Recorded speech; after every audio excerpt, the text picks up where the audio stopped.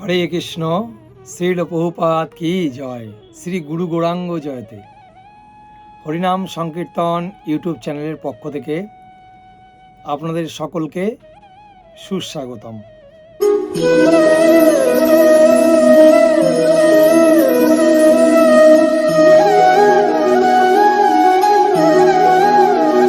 হরে কৃষ্ণ। তো আবার আরেকটি ভিডিও নিয়ে আপনাদের সামনে উপস্থাপনা আসলাম।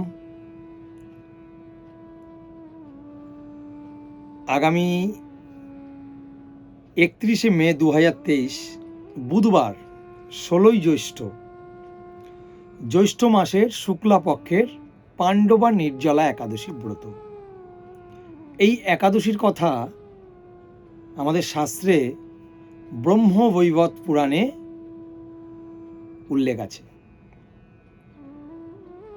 তো সমস্ত একাদশী যতগুলো আছে, সর্বশ্রেষ্ঠ একাদশী এই পাণ্ডবা নির্জলা একাদশী। এই একটি মাত্র একাদশী পালন করলে সারা বছরের যতগুলো একাদশী আছে, এই 24টি একাদশীর ফল এই একটা একাদশী পালন করলে পাওয়া যায়। তাই বলে যে আদার্স একাদশী করব না, সেটা নয়, আমি সে কথা বলছি না। সমস্ত একাদশী পালন করা কর্তব্য। যদি কোনো একাদশী অজ্ঞাত সারে ভুলবশত কোনো পঞ্চ রবিশস্য দানা গ্রহণ হয়ে যায়, সেক্ষেত্রে সেই একাদশীটি ভঙ্গ হয়ে যায়, আমরা সেটা বুঝতে পারি না। এবার এই একাদশীটা যদি আমরা পালন করি, সমস্ত একাদশীর ফল লাভ হবে। যদিও সেই একাদশী মিস হয়ে গেলেও সেই একাদশীর ফলটিও লাভ করা যাবে এই একাদশী পালন করলে। অনেক সময় আমাদের দাঁতের ফাঁকে কোনো রকম কোনো অন্ন দানা, রবিশস্য, পঞ্চরবিশস্য দানা থেকে যায়, সেক্ষেত্রে আমরা অনেক সময় গ্রহণ করে ফেলি, সেটা বুঝতে পারি না, সেক্ষেত্রে একাদশী কিন্তু ভঙ্গ হয়ে যায়। সেই জন্য যতগুলো একাদশী আছে, সব একাদশীর ফল এই একটি একাদশী পালন করলে আপনারা পাবেন। তো কিভাবে পালন করবেন এই ব্রত? তো এটি যারা আপনারা আমিষ গ্রহণ করেন, তারা অবশ্যই এই দশমী, একাদশী এবং দ্বাদশী এই 3টে দিন আপনারা কোনো রকম আমিষ গ্রহণ করবেন না। 3টে দিন আমিষ গ্রহণ করবেন না। দশমীর দিন আপনাদের যে গৃহে ভগবানের চিত্রপট বা বিগ্রহ আছে, সেখানে ভগবানের সামনে সংকল্প করবেন। যে কোনো ব্রত পালন করবার আগেই সংকল্প করতে হয়। স্বাভাবিকভাবে একাদশীও ব্রত পালন করবার পূর্বে, অর্থাৎ আগের দিন আপনাকে সংকল্প করতে হবে। সংকল্পর একটি মন্ত্র আছে, যেই মন্ত্রটি হচ্ছে একাদশং নিরাহার স্থিতা অহম অপরিহনি ভক্ষামি পুণ্ডরীকাক্ষ শরণং মে ভাবা আচ্যুত। এই মন্ত্রটি ভগবানের সামনে 3 বার পাঠ করবেন। পাঠ করে ভগবানকে বলবেন যে, ভগবান, আগামীকাল আপনার এই পাণ্ডবা নির্জলা একাদশী আমি পালন করতে যাচ্ছি, তাই আপনি আমার প্রতি কৃপা বর্ষণ করে শারীরিক এবং মানসিকভাবে আমি যেন সেই শক্তি পাই। আপনি কৃপা বর্ষণ করে আমাকে সেই শক্তি প্রদান করুন। এইভাবে ভগবানের কাছে বিনীতভাবে ভগবানকে ধূপ দীপ জেলে পুষ্প দিয়ে ভগবানকে সন্তুষ্ট করে আপনি ভগবানের কাছে কৃপা ভিক্ষা করতে পারেন এইভাবে। তো এইভাবে সংকল্প করবেন। একাদশীর দিন ব্রাহ্ম মুহূর্তে ঘুম থেকে উঠবেন। ব্রাহ্ম মুহূর্ত মানে সূর্য উদয়ের 1 ঘন্টা 36 মিনিট পূর্বে থেকে ব্রাহ্ম মুহূর্ত শুরু হয়। তো আপনি এই ব্রাহ্ম মুহূর্তে ঘুম থেকে উঠে স্নান আদি সারবেন। আপনার বাড়ির যদি আশেপাশে কোনো গঙ্গা নদী থাকে, তাহলে সেই গঙ্গা স্নান করবেন। একাদশীর দিন গঙ্গা স্নান করা অত্যন্ত ফলদায়ক। যদি গঙ্গা না থাকে তাহলে কোনো নদী আশেপাশে বা পুষ্করিণী কোনো জলাশয় থাকলে সেখানে স্নান করবেন। তাও যদি না থাকে আপনার গৃহে স্নানাগারে সেখানে স্নান করবেন এবং জল শুদ্ধিকরণের এই মন্ত্রটি বলবেন, ওং গঙ্গৈ চ যমুনায় চৈব গোদাবরী সরস্বতী নর্মদে সিন্ধু কাবেরী জলস্মিন সন্নিধিং কুরু। এই মন্ত্রটি বলে আপনি স্নান করবেন। স্নান করবার পরে দ্বাদশ সঙ্গে তিলক সেবা করবেন। দ্বাদশ সঙ্গে তিলক সেবা করবেন, তারপরে আচমন করবেন, তারপরে ভগবানের সামনে মঙ্গল আরতি করবেন। মঙ্গল আরতি করবেন, করবার পরে আপনি এই কলিযুগের যুগধর্ম হরে কৃষ্ণ কৃষ্ণ কৃষ্ণ হরে হরে, হরে রাম রাম রাম হরে হরে, এই কলিযুগের যুগধর্ম 16 নাম 32 অক্ষর জপ করবেন। আপনারা যারা ইস্কনের দীক্ষিত তারা অবশ্যই কমপক্ষে এই ব্রাহ্ম মুহূর্তে 16 মালা জপ কমপ্লিট করবেন, সেরে ফেলবেন। এবং যারা নতুন যারা ডিভোটিস, যারা ভক্ত, তাদের সাধ্য মতন সময় মতন যতটুকু তাদের হাতে সময় আছে তারা বেশি বেশি সংখ্যক 8 মালা 10 মালা 16 মালা তারা জপ করবেন। এইটাই হচ্ছে কলিযুগের যুগধর্ম। কলিযুগের যুগধর্ম হচ্ছে হরি নাম, এইটাই কলিযুগের যুগধর্ম। কারণ এই মহামন্ত্র ছাড়া, এই কলিযুগের এই মহামন্ত্র ছাড়া আমাদের আর কোনো গতি নেই। বিরোধীয় নারদীয় পুরাণও বলছে, হরের নাম হরের নামৈব কেবলম কলৌ নাস্তেব নাস্তেব নাস্তেব গতির অন্যথা।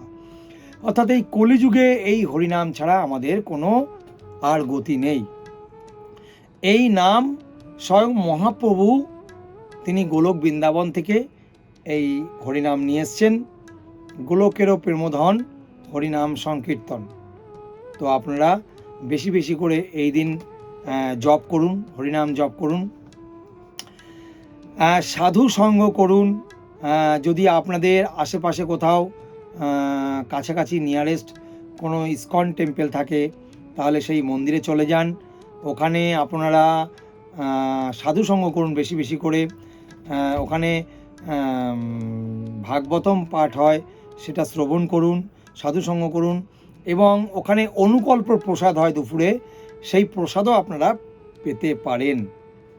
কিন্তু আমি মূলত বলবো এটি পাণ্ডবা নির্জলা একাদশী। এই একাদশী চেষ্টা করবেন যাতে জল না গ্রহণ করে নির্জলা একাদশী পালন করবার জন্য। অপারগ ব্যক্তিরা কি করবেন?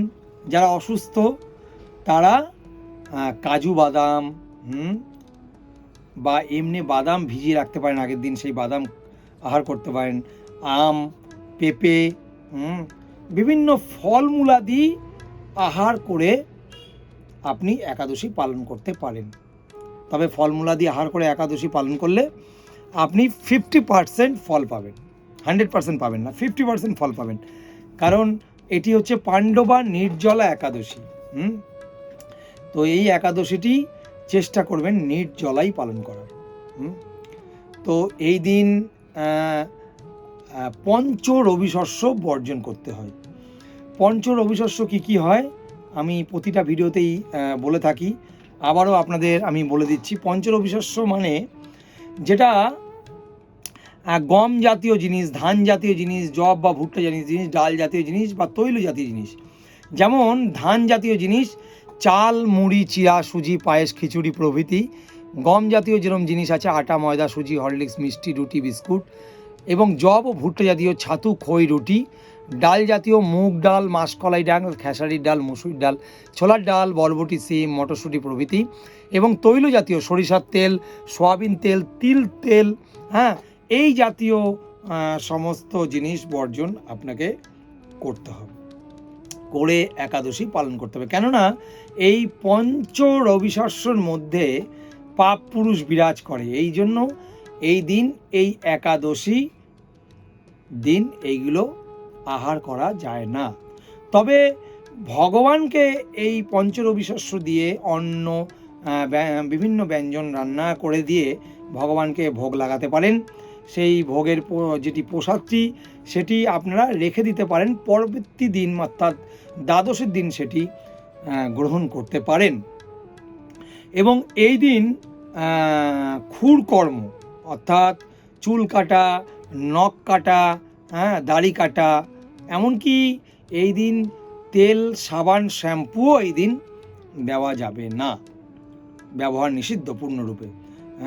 কেননা এই যে ক্ষৌর কর্ম থেকে রক্তপাতের সম্ভাবনা থাকে, সেই জন্য এই কর্মগুলো এই দিন না করাই ভালো। ঠিক আছে, তো এইভাবে আপনি এগুলোকে বর্জন করে একাদশী করতে পারেন। সারাটা দিন আপনাকে বিভিন্ন জল্পনা প্রজল্পনা থেকে আপনাকে বিরত থাকতে হবে। যেমন গ্রাম্য কথাবার্তা, মিথ্যা ভাষণ, স্ত্রী সঙ্গ, প্রজল্প, এই ধরনের বিভিন্ন ক্রিয়া থেকে আপনাকে বিরত থাকতে হবে। ঠিক আছে, মূলত এই দিন সর্বোপরি পুরো সারাটা দিন কৃষ্ণ ভাবনাময় থাকতে হবে, অর্থাৎ কৃষ্ণ চেতনায় থাকতে হবে দিনটি, এবং এইভাবে অতিবাহিত করতে হবে এই কৃষ্ণ চেতনায়। ঠিক আছে, তো আপনারা গীতা, ভাগবত পড়তে পারেন, বিভিন্ন শিল প্রভুপাদের লেখা শাস্ত্রীয় গ্রন্থ, চৈতন্য চরিতামৃতি, চৈতন্য ভাগবত, ভক্তি রসামৃত সিন্ধু, ভগবদ গীতা যথাযথ, শ্রীমদ্ ভাগবতম, বিভিন্ন শাস্ত্রীয় গ্রন্থ অধ্যয়ন করতে পারেন। তো এইভাবে আপনি দিনটি অতিবাহিত করবেন। এবং দ্বাদশীর দিন অর্থাৎ দ্বাদশীর দিনও খুব সকালে ঘুম থেকে উঠে স্নানাদি সেরে, পুজো পাঠ সেরে, আরতি সেরে আপনাকে পারণ করতে হবে। কারণ একাদশী করবার পরে এই পারণ করা অত্যন্ত গুরুত্বপূর্ণ। তো একটি এই পারণেরও মন্ত্র আছে, সেটি হচ্ছেন অজ্ঞান তিমিরান্ধস্য ব্রতে নানেন কেশব প্রসিদ্ধ সুমুখনাথ জ্ঞানদৃষ্টি প্রদভব। এটি হচ্ছে পারণ মন্ত্র। এই মন্ত্রটি পাঠ করে আপনারা পঞ্চরবিশস্য দানা গ্রহণ করে একাদশীর পারণ করতে হয়। কারণ একাদশী করবার পরে যদি একাদশীর পারণ না করেন তাহলে একাদশীর পূর্ণ ফল লাভ হয় না। এখন আমরা আসব এই পাণ্ডবা নির্জলা একাদশীর ব্রত মাহাত্ম্য কথা। ব্রত মাহাত্ম্য কথা। তো এই পাণ্ডবা নির্জলা একাদশী ব্রত মাহাত্ম্য কথা ব্রহ্ম বরিবত পুরাণে শ্রী ভীমসেন ব্যাস সংবাদে বর্ণিত রয়েছে। মহারাজ যুধিষ্ঠির বললেন, হে জনার্দন, আপনি তো আমাকে এই অপরা একাদশীর সম্বন্ধে শ্রবণ করিয়েছিলেন। এখন জ্যৈষ্ঠ মাসের এই শুক্লা পক্ষের একাদশীর নাম কি বা এর মাহাত্ম্যই বা কি, তা আপনি আমার কাছে কৃপা করে সেটি বর্ণনা করুন। এই যুধিষ্ঠির মহারাজের কথায় ভগবান শ্রীকৃষ্ণ অত্যন্ত কৃপা বর্ষণ করে তিনি বললেন, এই একাদশীর কথা মহর্ষি ব্যাসদেব বেদব্যাস বর্ণনা করবেন। কেননা তিনি সর্বশাস্ত্রের অর্থ ও তত্ত্ব পূর্ণরূপে জানেন। এই যে ব্যাসদেব, রাজা যুধিষ্ঠির তখন ব্যাসদেবকে বললেন, কি বললেন? হে মহর্ষি দ্বৈপায়ন, আমি মানুষের লৌকিক ধর্ম ও জ্ঞান ও কাণ্ডের বিষয়ে অনেক কথা শ্রবণ করেছি। আপনি যথাযথভাবে ভক্তি বিষয়ে কিছু ধর্ম কথা এখন আমাকে বর্ণনা করুন। এই কথা শুনবার পরে শিল ব্যাসদেব বললেন, হে মহারাজ, তুমি যেসব ধর্মকথা শুনেছ, এই কলিযুগে মানুষের পক্ষে এই সমস্ত পালন করা অত্যন্ত কঠিন, অত্যন্ত কঠিন। যা সুখে সামান্য খরচে অল্প কষ্টে সম্পাদন করা যায়, অথচ মহাফল প্রদান করে এবং সমস্ত শাস্ত্রের সারস্বরূপ সেই ধর্মই কলিযুগের মানুষের পক্ষে করা অত্যন্ত শ্রেয়। সেই ধর্ম কথাই এখন আপনার কাছে বলছি, আপনি মনোযোগ সহকারে তা শ্রবণ করুন। উভয় পক্ষের একাদশীর দিনে ভোজন না করে উপবাস ব্রত করবে। দ্বাদশীর দিন স্নান করে শুচিশুদ্ধ হয়ে নিত্যকৃত্য সমর্পণের পর শ্রীকৃষ্ণ অর্চন করবে। এরপর ব্রাহ্মণদেরকে প্রসাদ ভোজন করাবেন। অসুজ আদিতেও এই ব্রত কখনো ত্যাগ করা উচিত নয়। অনেকের মায়েদের প্রতি মাসে অসুবিধা থাকে, সেক্ষেত্রেও কিন্তু এই ব্রত কোনো ভঙ্গ করা উচিত নয়। সর্ব অবস্থাতেই এই ব্রত পালন করা অবশ্যই কর্তব্য, শাস্ত্রে বলছে। অসুচ অবস্থাতেও কখনো এই ব্রত ত্যাগ করা উচিত নয়। যে সকল ব্যক্তি স্বর্গে যেতে চায় মৃত্যুর পর, সেই তাদের সারা জীবন এই ব্রত পালন করা উচিত। পাপ কর্মে ব্রত ও ধর্মহীন অর্থাৎ নাস্তিক ব্যক্তিরাও যদি এই একাদশী ব্রত দিনে ভোজন না করে, তবে তারা যম যাতনা থেকে মুক্তি পায়। মানে বুঝতে পারলেন, এই যে যম যাতনা, যমরাজের একটা যে যাতনা, সেই যাতনা থেকে তিনি কিন্তু মুক্তি পাবেন এই একাদশী পালন করলে। তো শ্রী ব্যাসদেবের এই সব কথা শুনে গদাধর ভীমসেন মানে অশক্ত গাছে যেরকম পাতার মতন কম্পন হতে হতে বলতে লাগলেন, হে মহাবুদ্ধি পিতামহ, মাতা কুন্তী, দ্রৌপদী, ভ্রাতা যুধিষ্ঠির, অর্জুন, নকুল, সহদেব, এরা কেউই একাদশীর দিনে ভোজন করে না। আমাকেও অন্ন গ্রহণ করতে তারা নিষেধ করে, কিন্তু কি করব, দুঃখ সহ ক্ষুধা যন্ত্রণার জন্য আমি এই উপবাস করতে পারি না। ভীমসেনের এরকম কথায় তখন ব্যাসদেব বলতে লাগলেন, যদি স্বর্গাদি দিব্যধাম লাভে তোমার একান্ত ইচ্ছা থাকে, তবে উভয় পক্ষের একাদশীর দিন ভোজন করবে না। তদুত্তরে ভীমসেন বললেন, আমার নিবেদন এই যে উপবাস তো দূরের কথা, দিনে একবার ভোজন করেও আমি থাকতে পারি না। একবার ভোজন করেও আমার পক্ষে থাকা অত্যন্ত অসম্ভব ব্যাপার। কারণ আমার উদরের মধ্যে, আমার পেটের মধ্যে বৃক নামক একটি অগ্নি আছে। ভোজন না করলে সে কিছুতেই শান্ত হয় না। তাই প্রতিটি একাদশী পালনে আমি একেবারেই অপারগ।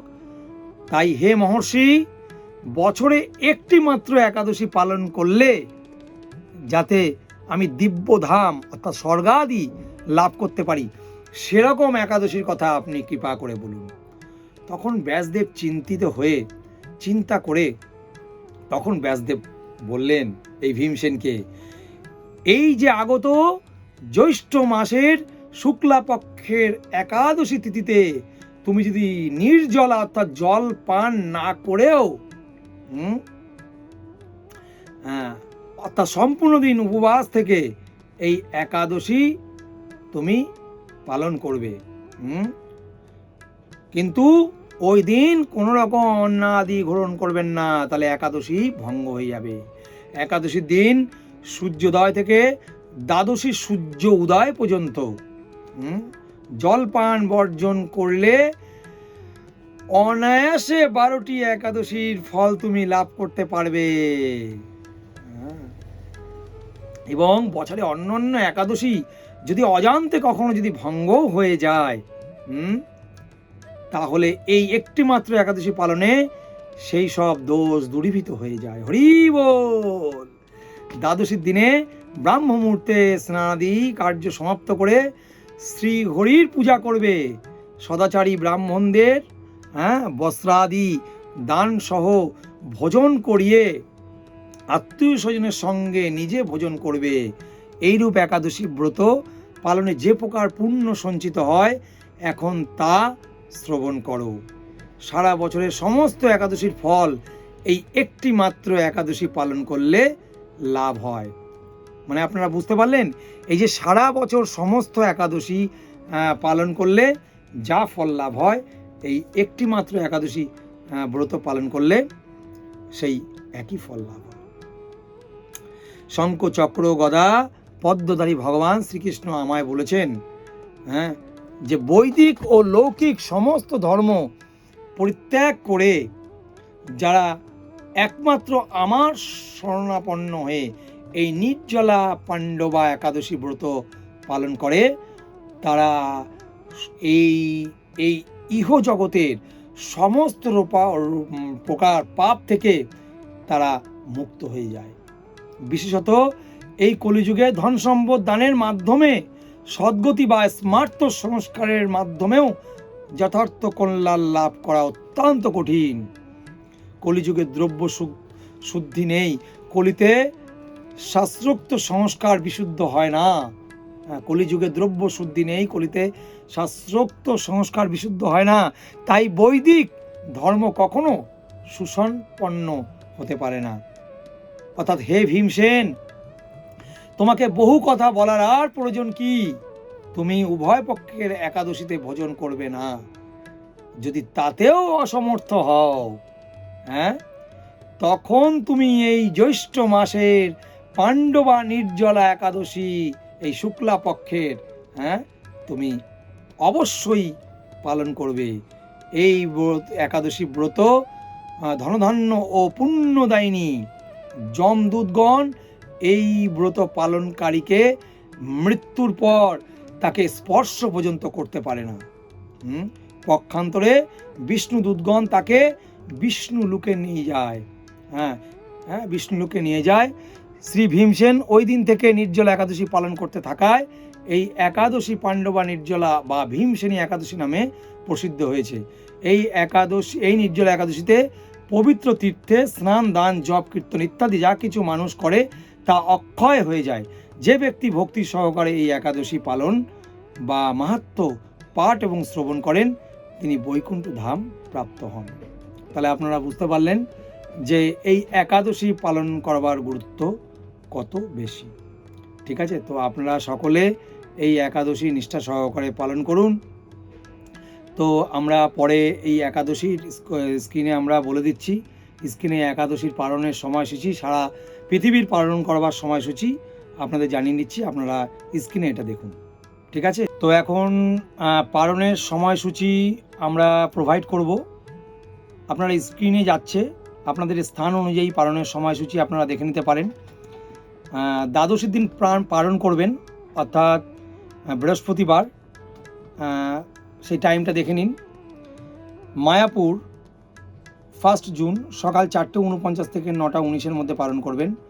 যারা স্থলে থাকেন তারা 4:24 থেকে 8:56 মধ্যে পালন করবেন। যারা গুয়াহাটিতে থাকেন সকাল 4:30 মধ্যে 9:04 মধ্যে পালন করে নেবেন। কলকাতা সকাল 4:51 থেকে 9:20 মধ্যে পালন করবেন। ভুবনেশ্বর 5:06 থেকে 9:31 মধ্যে পালন করবেন। পাটনায় 4:58 থেকে 9:31 মধ্যে পালন করবেন। কাঠমান্ডুতে যারা থাকেন তারা সকাল 5:08 থেকে 9:43 মধ্যে পালন করবেন। চেন্নাইতে যারা থাকেন তারা 5:41 থেকে 9:58 মধ্যে পালন করবেন। নাগপুরে যারা থাকেন তারা 5:31 মধ্যে 9:58 মধ্যে পালন করবেন। এবং বৃন্দাবনে যারা থাকেন তারা 5:24 থেকে 9:59 মধ্যে পালন করবেন। যারা নিউ দিল্লিতে থাকেন তারা 5:23 থেকে 10টার মধ্যে পালন করবেন। যারা হায়দ্রাবাদে থাকেন 5:41 থেকে 10:02 মধ্যে পালন করবেন। ত্রিভাদ্রমে যারা থাকেন সকাল 6:02 থেকে 10:14 মধ্যে পালন করবেন।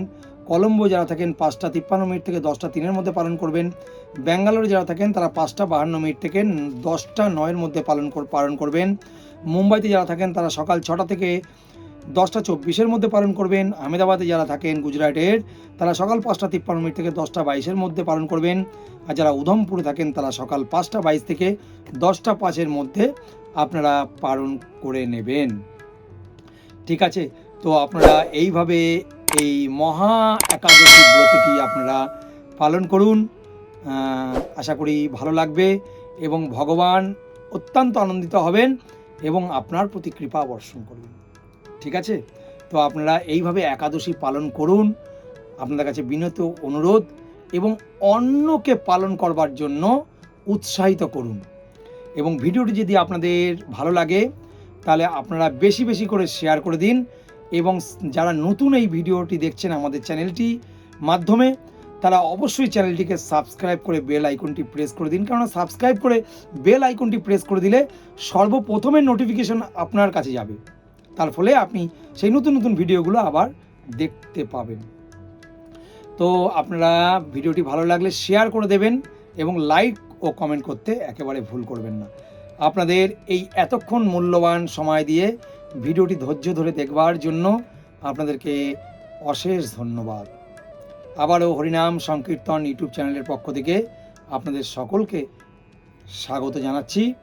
আপনারা সুস্থ থাকবেন এবং ভালো থাকবেন এবং সর্বক্ষণ কৃষ্ণ ভাবনাময় হয়ে থাকবেন। ঠিক আছে? আজকে এই পর্যন্তই আমার বক্তব্য আমি বিরাম দিচ্ছি। ঠিক আছে?